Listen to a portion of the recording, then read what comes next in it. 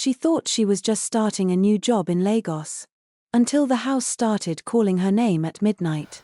Before you move into any too perfect house, listen to this. Oluchi reached Lagos again on a quiet Monday morning. Her bag felt heavier this time, not because of clothes, but because of the choice she'd made. She took a taxi from the park, following the address on the card they gave her.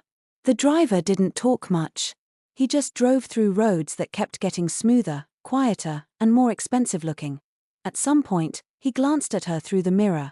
Madam, this area where you dey go. E be like big people side oh. Oluchi simply nodded, her fingers twisting the small zipper on her bag. When the taxi turned into the estate, the silence changed, like the kind you feel inside a church. Clean roads. Tall trees. Houses that looked like the kind you only see in magazines. Her heart beat faster. Finally, the taxi stopped in front of a massive black gate with gold edges. The gate opened slowly, like it was careful not to make noise. "Welcome, Miss Oluchi," the guard said. Oluchi stepped inside, her breath catching. The compound was big. Bigger than she expected. Beautiful, yes, but something about it made her chest feel tight. A uniformed man walked toward her. "Miss Oluchi, welcome. I'm Michael. Head of security. Please follow me." His tone was polite, but firm. Like someone who did not play with nonsense, Oluchi followed him inside. Michael led her into a large living room, high ceiling, bright but soft light, simple, expensive furniture. Then she saw the woman, Mrs. Antonia. She was seated on a long cream sofa, wearing a wine-colored silk gown. Nothing loud, nothing flashy, but everything about her said money and control. Her hair was neatly packed. Her skin had that quiet glow of someone who didn't rush for anything. "Oluchi," she said. "Welcome." Her voice was calm, steady, the kind of voice people obey without thinking too much. Oluchi bent her head a little. "Good afternoon, Ma." Mrs. Antonia studied her for a few seconds. "You came early. I like punctuality." "Yes, Ma. You will stay in this house. You will work here. You will follow instructions exactly as given. If you can do those 3 things, you will have no problems." "Yes, Ma," Oluchi answered. Mrs. Antonia gestured lightly for her to sit. "You signed a confidentiality contract," she continued. "That means whatever you see here, whatever you hear, whatever you notice, stays here." Oluchi's throat felt dry. "Yes, Ma." "Good." Madam's eyes narrowed slightly, as if she was reading something behind Oluchi's face. "Michael will show you around." As Oluchi stood up to leave, Madam spoke again, more casually this time, and Oluchi. "Yes, Ma? In the night, don't be wandering up and down.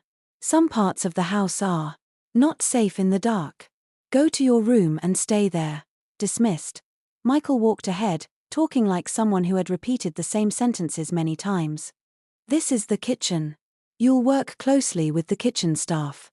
Inside, 2 women were cooking quietly. They looked up briefly when she entered, eyes on her face for just a second, then went back to what they were doing. No smiles, no "you're welcome." Just small, stiff nods. "This is the dining room," Michael said, "a long table. Many chairs. The kind of place that had seen serious conversations and strict rules." From there, they moved to a smaller room. "This is the library." Shelves filled most of the walls. But something was wrong. All the books were turned inward. The spines were facing the wall. Oluchi frowned. "Why are the books like that?" "House preference." Michael said quickly. "Let's continue." They went upstairs. The corridor there felt cooler. Narrower. Dimmer. On both sides of the wall, Oluchi saw faint rectangular marks. Places where frames had once hung. Pictures, art, mirrors, all gone. She slowed down a little. "What used to be there?" she asked quietly. Michael didn't turn. "Don't ask questions." "But it looks like," I said, "don't ask questions. This is your room." Inside was simple but neat. A bed with white sheets. A small wardrobe. A desk. A bathroom. "There's no mirror," she said. "You won't need one." She frowned. "How will I dress up?" "There is a dressing room downstairs," he replied. "You'll use it in the mornings. Someone will show you." She opened her mouth to ask another question. "No questions, Miss Oluchi." "Oluchi." "Yes." If you hear anything at night, If you see anything anything, or hear anything, don't come out. stay in Stay your on room your and bed. don't open the door. Lock your door. Her chest tightened. Why? She managed to ask. He looked at her for 1 second, then said, because in this house, minding your business is how you survive. Then he left. The silence of the house at night felt different from the silence in the afternoon. Heavier. Almost like someone had pressed mute on the whole building. She checked her phone. No network, no Wi-Fi, just one tiny bar that did nothing. She lay on her bed and stared at the ceiling, listening to the quiet. Then she heard it, a faint sound from the hallway, not footsteps, not voices. Something. Dragging, slow, like fabric being pulled along the floor. Her body stiffened. Michael's voice returned to her mind, if you hear anything at night, don't come out. The dragging got a little louder. A little closer. Her heart started racing. Maybe it was another staff. Maybe someone forgot something. Maybe. The sound stopped. Silence. Then she heard it, a soft hum, a woman's voice. Low, slow, gentle. The tune was painfully familiar. It sounded like the song her mother used to hum while loosening her hair after secondary school. But the voice was not her mother's. Oluchi stood up slowly, walked to the door, and placed her ear against it. The humming became clearer. Like the person was right by the door. Hello? Oluchi whispered. The humming stopped immediately. Then, 3 slow knocks. She froze. Miss Oluchi. The voice outside was calm. Warm. But she didn't know it. Miss Oluchi. Open the door. She didn't answer. Who is there? She managed. Then, right at the door, in a gentle whisper, you signed. You belong here now. The room felt colder. Oluchi's legs gave way, and she sat on the bed, shaking. She didn't move again, she didn't sleep, she just waited. At exactly 12:07 a.m., she heard faint footsteps moving away. By morning, her eyes were heavy, but she forced herself to get Madam up. A junior wants staff to knocked see to you. say Madam wanted to see her. Oluchi walked into the living room, trying to look normal. Madam Antonia sat with a cup of tea, scrolling on a tablet. Good morning, Ma, Oluchi greeted. Madam didn't look up immediately. Morning, Oluchi. Sit. Oluchi sat carefully. How was your first night? Madam asked casually. It was. Okay, Ma, Oluchi lied. The house can be noisy sometimes at night. Old buildings. You'll get used to it. Oluchi nodded slowly. Madam took another sip. Just know this. Once it's late, go to your room. This house does not like people walking about when it wants to rest. The way she said this house made it sound like a person. Yes, Ma, Oluchi said quietly. Good. You'll start properly today. Go and meet the kitchen staff. They'll direct you. As Oluchi turned to leave, Madam added, and Oluchi. Don't bother trying to call outside too much. Network here is funny. Oluchi just nodded. The network was not the only thing that was funny. In the kitchen. The other staff moved like people working with invisible eyes on their backs. One of the kitchen women, the older one, spoke quietly. New girl, she said without looking up. Your name is Oluchi, ABI? Yes, Ma, Oluchi replied. Washing plates. My name is Nkem. If you will stay long in this house, you have to learn how to pretend you don't see some things. Oluchi paused. Ma lowered her voice. At night, no matter what you hear, don't open your door. And she hesitated. Stay away from the mirrors when it's late. Oluchi's heart skipped. What mirrors? There's no mirror in my room. There's dressing room downstairs, near the laundry. Big mirror there. That one is still remaining. Others were removed after. The last girl. She liked to do shokara. Always admiring herself. One night, she went there late. After that, she changed. Went quiet. Stopped talking. One morning, she just left like that. Nobody knows where she went. Oluchi swallowed. She just left. Nkem's eyes hardened. If you're wise, you won't even go and check.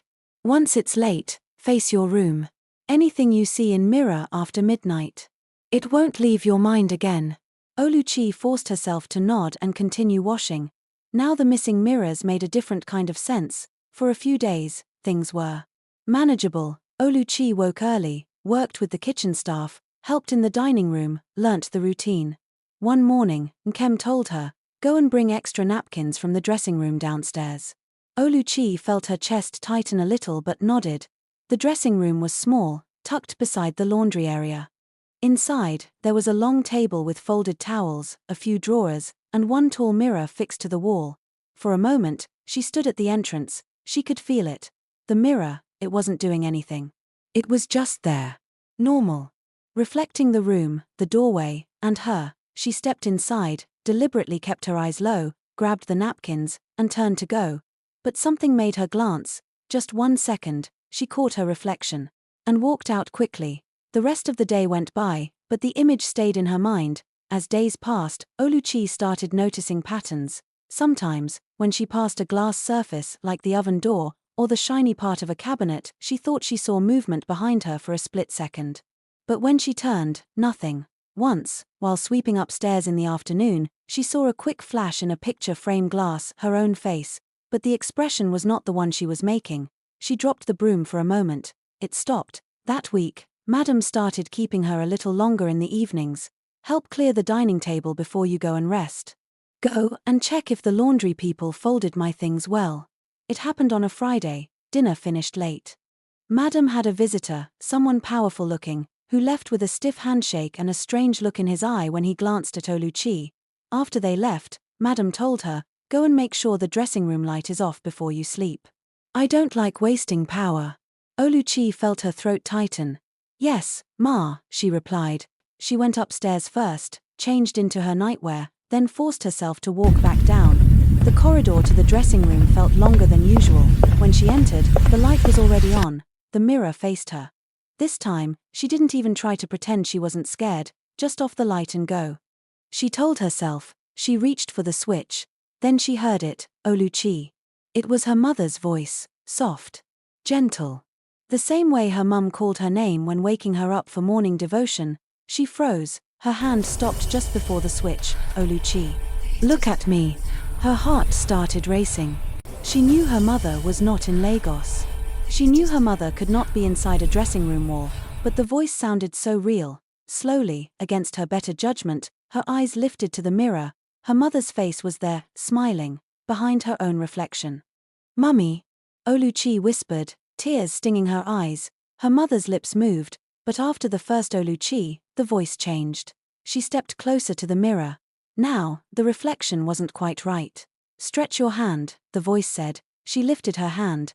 As her fingers neared the glass, the air around her dropped cold. The her inside the mirror smiled, but it was wrong. Too wide. Too slow. Then, for a brief second, the reflection flickered, her image vanished. In its place, she saw another girl in a maid uniform, eyes hollow. Behind the girl, Madame Antonia, younger, standing beside the same mirror. Madame's voice, younger but still cold, whispered from somewhere inside the glass, "Take her instead." Oluchi gasped and stumbled backward. The images vanished. The normal reflection returned, but now she understood. The house didn't just like people. Someone had fed it, and Madame was trying to feed it again, with her. In her parents' house, life continued normally. Every morning and evening, they gathered for their family devotion, reading a psalm, praying together, and mentioning each of their children by name. Because Oluchi was far away in Lagos and they didn't hear from her often, they prayed for her especially. Her mother prayed for her safety. Her father prayed for strength and wisdom for her. They prayed for God to guide her decisions, protect her steps, and keep her from anything that could mislead her.